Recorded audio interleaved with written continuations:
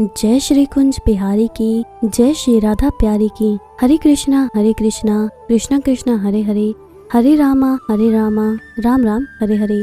भगवत Sikh channel में आप सभी का स्वागत है। हरि के प्यारे भक्तों, आज हम जानेंगे कि आखिर गीता पर ही शपथ क्यों दिलाई जाती है। इसके पीछे जुड़ी एक कथा के बारे में हम आज जानेंगे। और अगर आप ये जानना चाहते हैं तो इस वीडियो को अंत तक जरूर देखिएगा। मगर उससे पहले अगर आपने अभी तक इस चैनल को सब्सक्राइब नहीं किया है तो जल्दी से इस चैनल को सब्सक्राइब कीजिए, ताकि नई वीडियो अपलोड होते ही आपके पास उसकी नोटिफिकेशन आ जाए और आप सबसे पहले उस वीडियो को देख सको। तो चलिए वीडियो को शुरू करते हैं। भगवान श्री हरि मूर दैत्य का नाश करने के बाद वैकुंठ लोक में शेष शैया पर आंख मूंदे लेटे मन ही मन मुस्कुरा रहे थे। देवी लक्ष्मी उनकी चरण सेवा कर रही थी। भगवान को मन में ही मुस्कुराता देख देवी को कौतूहल हुआ। देवी लक्ष्मी ने उनसे प्रश्न किया, भगवान, आप संपूर्ण जगत का पालन करते हुए भी अपने ऐश्वर्य के प्रति उदासीन से होकर इस क्षीर सागर में नींद ले रहे हैं, इसका क्या कारण है? श्री हरि पुनः मुस्कुराए और अपनी मोहक मुस्कान बिखेरते हुए बोले, हे प्रिय, मैं नींद नहीं ले रहा, बल्कि अपने अंतर्दृष्टि से अपने उस तेज का साक्षात्कार कर रहा हूँ, जिसका योगी अपनी दृष्टि से दर्शन कर लेते हैं।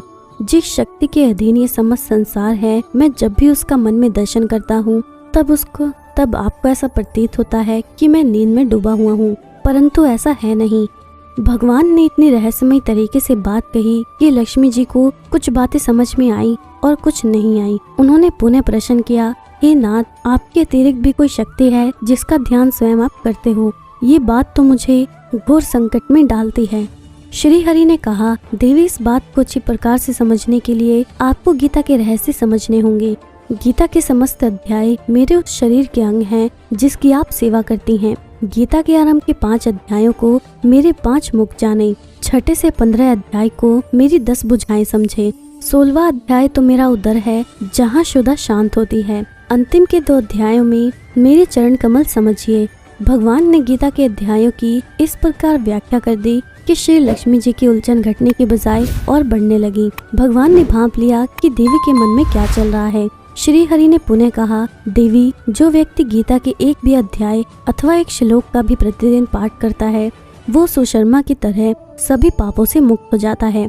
अब तो देवी लक्ष्मी और उलझ गई। उन्होंने संयत भाव में अपनी अधीरता व्यक्त करते हुए, हे नाथ, ये आपकी क्या लीला है? एक के बाद एक आप पहेलियां ही कहते जा रहे हैं, कृपा आप मेरी जिज्ञासा शांत कीजिए। भगवान पुनः मुस्कुराने लगे और उन्होंने लक्ष्मी जी को सुशर्मा की कथा सुनानी शुरू की। सुशर्मा नाम का एक घोर पापी व्यक्ति था। वो हमेशा भोग विलास में डूबा रहता, मदिरा और मांसाहार इसी में जीवन बिताता। एक दिन सांप काटने से उसकी मृत्यु हो गई। उसे नरक में यातनाएं झेली और फिर से पृथ्वी पर एक बैल के रूप में जन्म लिया। अपने मालिक की सेवा करते बैल को 8 साल गुजर गए। उसे भोजन कम मिलता, लेकिन परिश्रम जरूरत से ज्यादा करना पड़ता। एक दिन बैल मूर्छित होकर बाजार में गिर पड़ा। बहुत से लोग जमा हो गए। वहां उपस्थित लोगों में से कुछ ने बैल का अगला जीवन सुधारने के लिए अपने अपने हिस्से का कुछ पुण्य दान करना शुरू किया। उस भीड़ में एक वैश्या भी खड़ी थी। उसे अपने पुण्य का पता नहीं था, फिर भी उसने कहा उसके जीवन में जो भी पुण्य रहा हो उसका अंश बैल को मिल जाए। बैल मरकर यमलोक पहुंचा। बैल के हिस्से में जमा पुण्य का हिसाब किताब होना शुरू हुआ तो एक बड़े आश्चर्य की बात हुई। ऐसे आश्चर्य की बात जिसके बारे में यदि धरती लोक पर किसी व्यक्ति को कहो तो विश्वास ही नहीं करेगा। बैल के हिस्से में सर्वाधिक पुण्य उस वैश्य का दान किया हुआ था। उसी वैश्य के पुण्य दान के कारण बैल को नरक लोक से मुक्ति हो गई। इतना ही नहीं, उसी पुण्य फल से पृथ्वी लोक का भोग करने के लिए मानव रूप में जन्म लेकर भेजा गया। उसके पुण्य इतने थे कि विधाता ने उससे पृथ्वी लोक पर जाने से पहले उसकी इच्छा भी पूछी। ऐसा सौभाग्य करोड़ों में किसी किसी धर्मात्मा को ही मिलता है।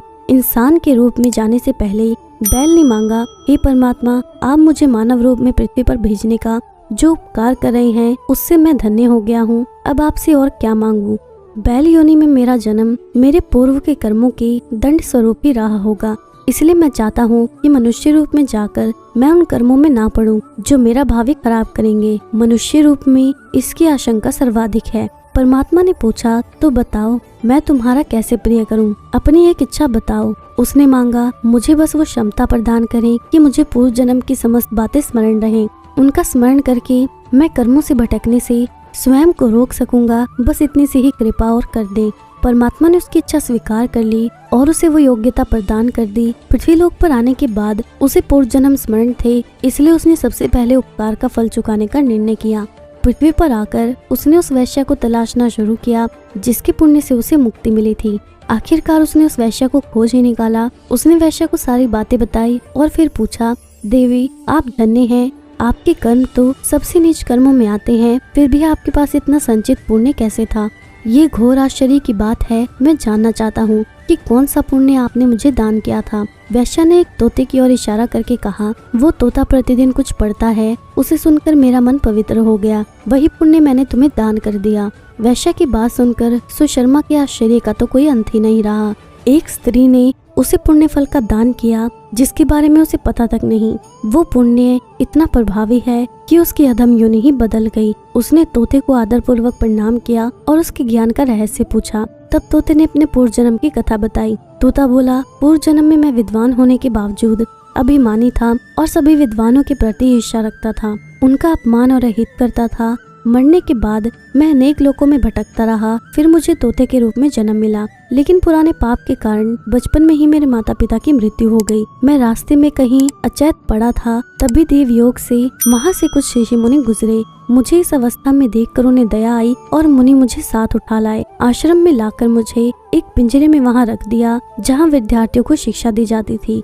मैंने वहाँ गीता का पूरा ज्ञान सीखा। सुनते सुनते गीता का प्रथम अध्याय मुझे कंठस्थ हो गया। इससे पहले कि मैं अन्य अध्याय सीख पाता, एक बहेलिये ने वहाँ से चुराकर इन देवी को बेच दिया। मैं अपने स्वभाववश इनको प्रतिदिन गीता के श्लोक सुनाता रहता हूँ। वही पुण्य इन्होंने आपको दान किया और आप मानव रूप में आए। श्री हरि ने लक्ष्मी जी से कहा, देवी जो गीता का प्रथम अध्याय पढ़ता या सुनता है उसे भवसागर पार करने में कोई कठिनाई नहीं होती। तो इस प्रकार भगवान ने श्रीमद् भागवत गीता के विभिन्न अध्यायों को अपने शरीर का अंग मानते हुए बताया है कि गीता में साक्षात उनका वास है। गीता को स्पर्श करने का अर्थ है आप श्री नारायण के अंगों का स्पर्श कर रहे हैं। भगवान का स्पर्श करके सौगंध लेने के बाद कोई असत्य नहीं कहेगा। इसी विश्वास के साथ गीता की सौगंध दी जाती है। कर्म की व्याख्या करता सर्वश्रेष्ठ ग्रंथ है भागवत गीता, जो सिखाती है कि व्यवहार में मनुष्य का जीवन कैसे होना चाहिए। असत्य बोलने, लालच और मोह में पड़कर अपने निकट जनों को अनुचित सलाह देने और धर्म के विरुद्ध जाना मनुष्य का सिर्फ अपना ही नहीं बल्कि पूरे कुल के नाश का कारण हो जाता है। ये सब सिखाती है गीता। ऐसे ग्रंथ से उत्तम और क्या होगा न्याय की सौगंध के लिए साक्षी रखने को। इसलिए गीता पर ही हाथ रखकर शपथ दिलवाई जाती है। अब मैं आपको एक कथा सुनाती हूँ। यमलोक से कोई दूत यमराज की आज्ञा से इस मृत्युलोक की ओर चलता है तो यमराज पूछते हैं कि कहाँ जा रहे हो। तब यमदूत बताते हैं कि इस मृत्युलोक के अमुक देश के, अमुक राज्य के, अमुक तहसील के, अमुक गांव के, अमुक नाम के, अमुक जाति के, अमुक परिवार के, अमुक अवस्था वाले व्यक्ति के जाने का समय हो गया है, हम सबको लाने के लिए जा रहे हैं। ऐसे कहकर यमराज के पार्षद चल पड़े। यमदूतों को यमराज को पूरा पूरा पता बताना पड़ता है, अन्यथा एक देश के, एक राज्य के, एक नाम के बहुत से व्यक्ति होते हैं। कभी एक नाम के अधिक नाम होने से कई बार यमदूत को चक्कर पड़ जाता है। परलोक पुनर्जन्मांतर में ऐसी कई घटनाएं हैं जो नाम के चक्कर से कोई दूसरे व्यक्ति को ले आते हैं। तब यमराज कहते हैं, अरे ये तुम किसको ले आए हो, अभी इसका समय पूरा नहीं हुआ। तब यमदूत उस व्यक्ति के आत्मा को यमराज की डांट सुनकर हड़बड़ाकर उस आत्मा को वापस ले जाते हैं। तब कभी कभार हड़बड़ाकर यमदूत कहते हैं कि अरे भाई ले ले, ये रहा तेरा शरीर, वापस प्रवेश कर ले। तब ऐसे व्यक्ति के झटके से प्राण वापस आ जाते हैं। और कभी कभार यमदूत क्रोध में होते हैं तो कहते हैं, ले ये रहा तेरा शरीर, जा घुस जा। तब उसको सोचने का अवसर मिल जाता है और वो जीव सोचता है और देखता है कि मुझसे प्रेम करने वाले मेरे सगे संबंधी तो मुझे जलाने की तैयारी में लग गए, अब मुझे इस शरीर में वापस नहीं जाना। तब वो आत्मा भटककर भूत योनि को प्राप्त होती है। पर एक मार्मिक बात है, जब यमराज के यमदूत मृत्युलोक में किसी को लेने जाते हैं तब यमराज यमदूतों के कान के पास जाकर धीरे से कहते हैं कि जा तो रहे हो पर सुन लो, जो व्यक्ति कथा कीर्तन करते हुए झूम रहा हो वो भगवत नाम में लीन हो, ऐसे व्यक्ति को तुम दंडवत करके आ जाना, उन्हें छूने का साहस भी मत करना। यमदूत कहते हैं, ऐसा क्यों? यमराज ने कहा कि जो भगवत चरित्र से प्रीति करता हो, जो भगवत नाम से प्रेम करता हो, जो कथा कीर्तन में झूम रहा हो, मैं ऐसे लोगों का स्वामी नहीं हूँ, मैं तो भगवान से विमुख लोगों का स्वामी हूँ। जो कथा कीर्तन भगवत नाम से विमुख प्राणी हैं, मैं ऐसे लोगों का स्वामी हूँ।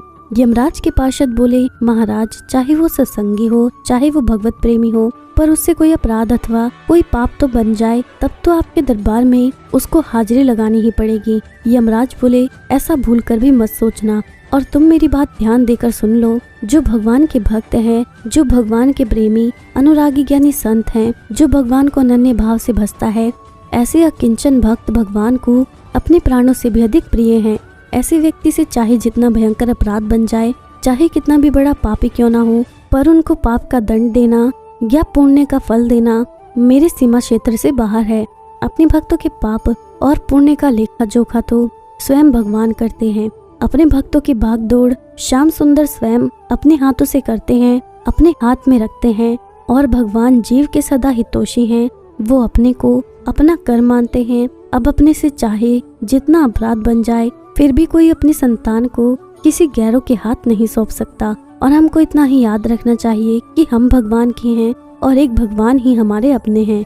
आशा करती हूँ कि आपको आज की वीडियो अच्छी लगी होगी, और अगर आपको ये वीडियो अच्छी लगी है तो इस वीडियो को लाइक जरूर करिएगा और जितना हो सके उतना शेयर करिएगा, ताकि अन्य भक्तों तक भी ये वीडियो पहुंच सके। और आप मुझे मेरे इंस्टाग्राम और फेसबुक पर भी फॉलो कर सकते हैं, जिसका लिंक आपको नीचे डिस्क्रिप्शन में मिल जाएगा। अब मैं आपसे विदा लेती हूँ। जय श्री कुंज बिहारी की, जय श्री राधा प्यारी की। हरे कृष्णा कृष्णा कृष्णा हरे हरे, हरे रामा राम राम हरे हरे।